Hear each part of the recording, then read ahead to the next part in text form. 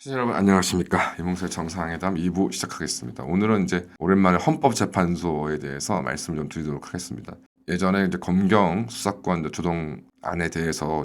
우리가 이제 헌법소원도 제기를 했었는데 헌재에서는 뭐 건건마다 각하 결정을 한 후에 결론적으로는 기각 결정을 내려서 현재의 이제 사태에 이르고 있는 그런 상황이고, 뭐 그런 면에서 보면은 우리가 헌법재판소라 그러면 좀 호의적으로는 좀 볼 수 없는 그런 상황인데요. 마시는 것처럼 이제 그 헌법재판소, 헌법재판관은 총 이제 9명으로 구성이 됩니다. 헌법재판소는 이제 그 3명은 이제 대통령이 이제 지명해서 임명되고, 3명은 이제 대법원장, 이제 법원에서 이제 지명해서 임명되고, 그다음에 나머지 3명 같은 경우는 이제 국회에서 이제 선출해서 이제 임명하는 이제 이렇게 입법, 사법, 행정부에 각 3명씩 추천된 이제 헌법재판관으로 이제 구성되어 있는데, 국회의 이제 선출에 따라서 임명된 헌법재판관 3분이 이제 임기가 만료가 되어서 이미 퇴임시까지 거쳤습니다. 그런데 이제 국회는 기존에 같은 경우는 이제 집권당과 이제 야당이 각 1명씩 추천하고, 나머지 1명은 이제 집권당과 야당이 합의를 해서 이제 선출하는 것들을 이제 구성을 했었는데, 뭐 더불어민주당 같은 경우에는 이제 의석수에 따라 배분하자. 그래서 그렇다면 이제 여당 1명, 야당 1명, 민주당 1명, 그다음에 어차피 의석수가 이제 우리가 3분의 2 가까이 되니까 나머지 1명도 집권당이 입김이 없는 사람들로 이제 추천하겠다 해서 지금 이제 그 헌법재판관 임명 절차가 지금 진행되지 못하고 있습니다. 뭐 이런 상황이라면 평소 같으면 또 이게 문제가 안 되는 것인데, 공교롭게 더불어민주당에서 지금 뭐 고위 공직자들에 대한 탄핵, 특히 이제 이진숙 방송통신위원장에 대해서 이제 탄핵 절차를 가결시켰기 때문에 이제 그 탄핵 심판이 이제 헌법재판소에서 이루어져야 됩니다. 기존에 이제 이재명의 사건을 수사했던 수사 검사에 대해서 이제 탄핵도 해서 이제 뭐 기각이 된 사례도 있고 현재 진행 중인 상황도 있긴 한데요. 어쨌든 이제 이런 상황인데, 문제는 또 헌법재판소 법에 따르면 이제 7명의 헌법재판관이 모여서 사건에 대한 심리를 한다. 그래서 이제 거기서 뜻을 이제 심의를 해서 이제 뭐 헌법의 위반, 그다음에 대통령 탄핵 이런 건 이제 6명 이제 그 헌법재판관에 이제 그 일치된 결정이 있어야 이제 어떤 그 결정을 내릴 수가 있는 이제 정족수를 채울 수가 있다고 되어 있는 것인데, 이제 이런 상황에서 이제 이진숙 방송통신위원장이 이제 자기가 탄핵 심리를 받아야 되는데, 이제 곧 이제 헌법재판관 헌법재판관 수가 6명에 이제 불과하니까, 그럼 이제 그 헌법재판소법에 따르면 이제 심리 자체가 진행되지 못하게 된다. 그래서 지금 이렇게 되면 어떻게 될 것인가에 대해서 이제 논란이 있었습니다. 그래서 뭐 여러 가지 뭐 뒷얘기가 있습니다. 어쨌든 이제 해당 조항, 헌법재판소법의 해당 조항 7명이 이제 모여서 심리를 해야 된다는 이 규정에 대해서 위헌 심판을 청구하고, 이제 그러니까 신속하고 정당한 재판을 받을 권리를 침해한다는 것으로 이제 위헌 법률 심판을 제청하고, 그다음에 이제 이에 대한 자신의 이제 이진숙 위원장에 대한 사건에 대해서 집행을 좀 정지해달라는 가처분을 신청을 했습니다. 그런데 이제 헌법재판소가 이 가처분을 이제 받아들인 것이죠. 헌법재판소는 지난 10월 14일 결정문에서 임기제를 두고 있는 우리 법제에서 임기 만료를 인한 퇴임은 당연히 예상되는 것임에도 재판관 공석의 문제가 반복해 발생하는 것은 국민 개개인의 주관적 권리 보호 측면에서뿐만 아니라 헌법 재판의 객관적 성격의 측면에서 심각한 문제다. 그래서 재판과 공석으로 인한 불이익을 아무런 책임이 없는 국민이 지게 되는 것이라면서 이제 이 가처분 신청을 인용을 해서 이제 해당 헌법적 7명 이상이 모여서 심리를 진행해야 된다는 헌법재판소법의 그 규정은 이제 이진숙 위원장에 대한 탄핵 심판 사건에 있어서는 그 효력이 정지가 됩니다. 어쨌든 이 결정문에서 이제 명확하게 밝히고 있는 것은 현재 그러니까 심리에 있어서의 7명 이상의 헌법재판관이 있어야 된다라는 이 부분만 현재로서는 이제 정지가 된 것이죠.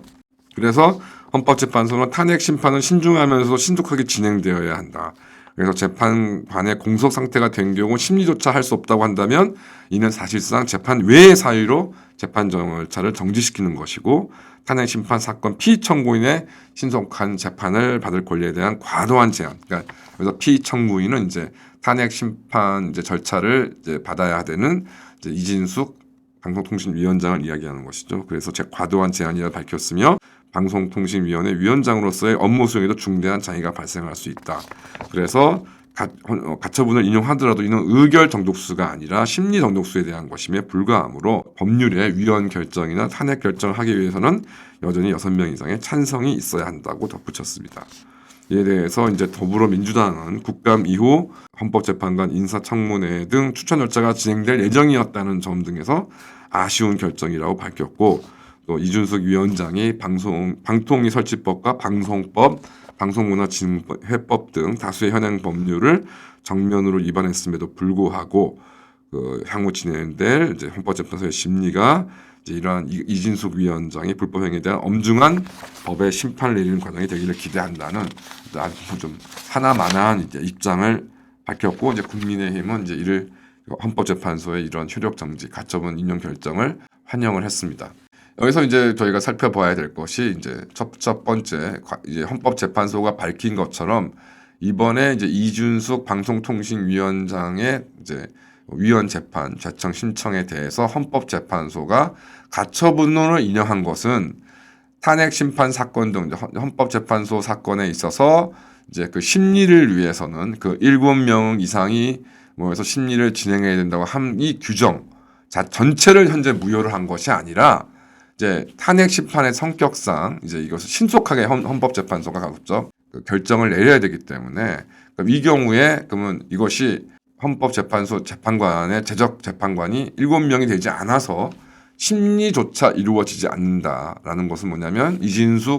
대한민국 국민이 이진숙의 어떤 재판을 공정하고 신속한 재판을 받을 권리 뿐만 아니라 이제 방송통신위원장이라는 이제 고위공직의 직무가 너무 장기간 이제 방치되어서, 그러니까 뭐 탄핵 절차가 진행되고 있기 때문에 물론 이제 방송통신위원회의 내부 규정에 따라서 이제 뭐 권한 대행이 이제 있긴 한데 이런 것들을 다 떠나서 또 대통령, 그러니까 이 행정부가 방송통신위원장을 새로 현임할 수도 없는 상황. 이런 상황이라면 이제 방통위 전체의 그 어떤 업무가 마비되는 이제 시간들이 굉장히 장기화된다. 이것도 굉장히 좀 큰 문제다라는 것을 지금 지적을 했습니다. 그래서 이제 이 7명이 아닌 6명의 헌법재판관으로도 사건의 심리는 진행할 수 있다. 절차는 진행될 수 있다. 그런데 이제 그렇기 때문에 그 결정문의 원문대로 우리가 결정을 하겠다는 것까지는 아직 아니다라고 밝혔습니다. 여기서는 이제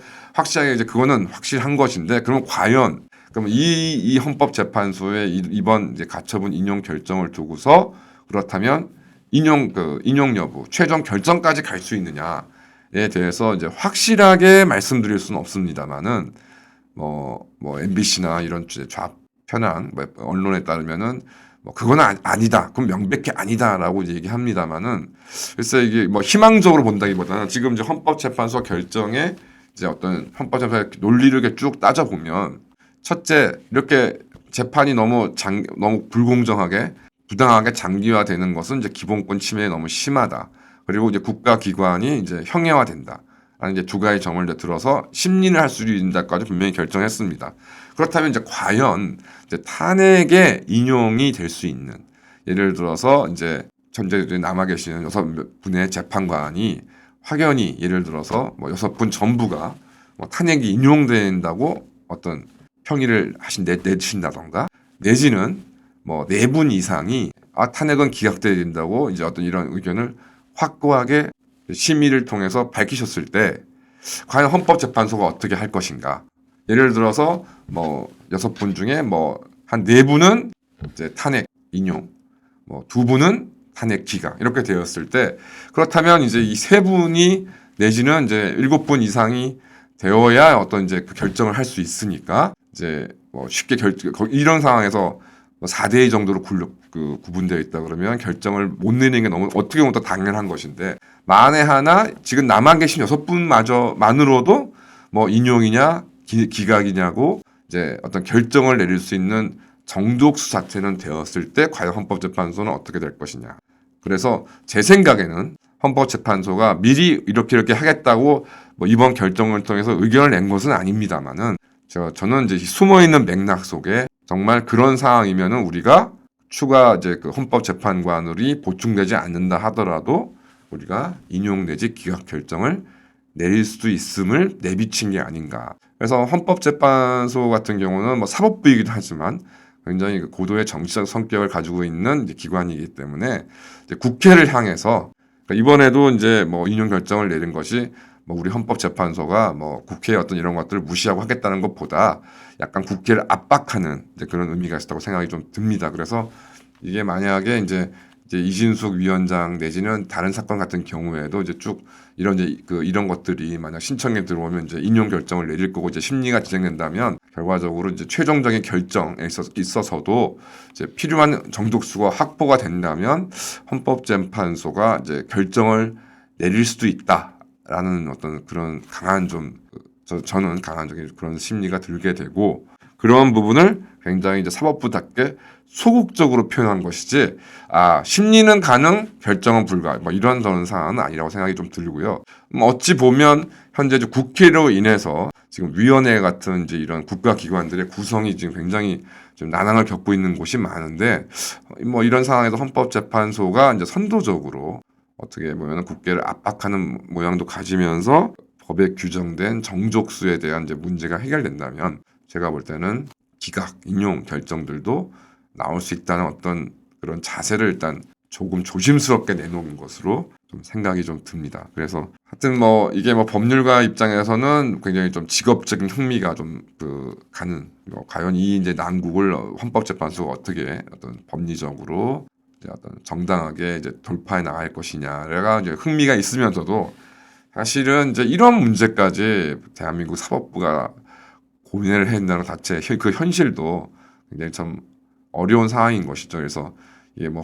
우리나라 이제 지난 이제 88년에 이제 그 헌법을 개정 87년 88년에 헌법을 개정하면서 헌법재판소를 이제 구성했을 때에는 뭐 여러 가지 사정상 한두 명의 이제 불가피한 공성이 있을 수 있으니까 이제 7명이라고 이제 7명 이상이 이제 심리를 참아야 된다고 이제 규정을 놓았던 것인데 그것이 이제 국회에 정말 엄청난 무능력과 혼란으로 인해서 그게 도달하지 못하게 됨에 따라 또 이런 부분들까지 사법부가 고민해야 되는 이 상황 자체가 참 대한민국의 정치 현실을 좀 일깨운다고 생각이 좀 들고요.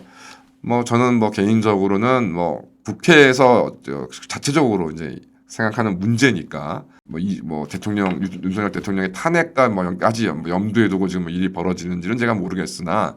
어쨌든 좀 조건이 되고 자격이 되는 헌법재판관들께서 뭐 지명이 된다 그러면 크게 서로 뭐 염려할 서로 이거 가지고 정말 아웅다웅 싸워야 될 뭐 그런 일이 좀 아니라고 생각하는데 모르겠습니다. 특히 이제 문재인 정부에서 문재인 정권 시절에 워낙 뭐 형편없는 분들을 뭐 헌법재판소 재판관 내지는 대법관으로 임명된 사례가 많았기 때문에 쉽게 지금 또 얘기할 수 있는 상황은 좀 아닌 것 같고 어쨌든 뭐 이런 정말 정치적인 이슈까지 하나하나 뭐 대법원과 헌법재판소가 판단을 내려야 한다는 이 현실 자체가 참 지금 현재 대한민국의 지금 상황을 대변해 준다라는 생각이 좀 듭니다. 감사합니다.